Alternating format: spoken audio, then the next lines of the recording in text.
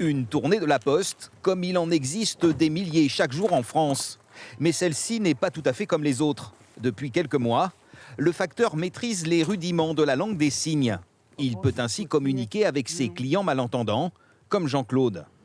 Merci. Merci. Au revoir.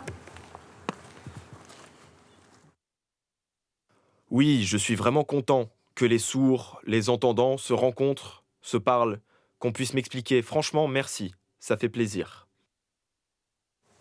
Faciliter les échanges et sortir les personnes malentendantes de leur isolement, c'est précisément ce qui a poussé ce facteur à porter ce masque transparent permettant de lire sur les lèvres.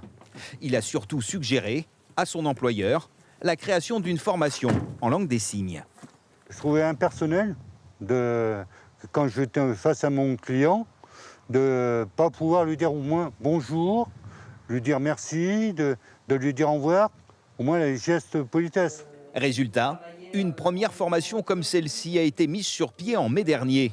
Et comme aujourd'hui, les postiers volontaires peuvent y apprendre les bases de la langue des signes. Comment dire bonjour par exemple, ou merci, au revoir, ou épeler son prénom avec un peu d'entraînement. Je ne peux pas leur enseigner tout le vocabulaire de la langue des signes, donc on va apprendre le vocabulaire de base. Bonjour, merci, il faut signer. Et mine de rien, ces rudiments changent la vie de celles et ceux qui ne peuvent pas nous entendre.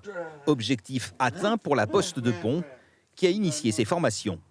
Ça permet une proximité avec les clients, de pouvoir rendre service, puisque ça c'est l'enjeu majeur de la Poste, c'est de rendre service et de satisfaire nos clients.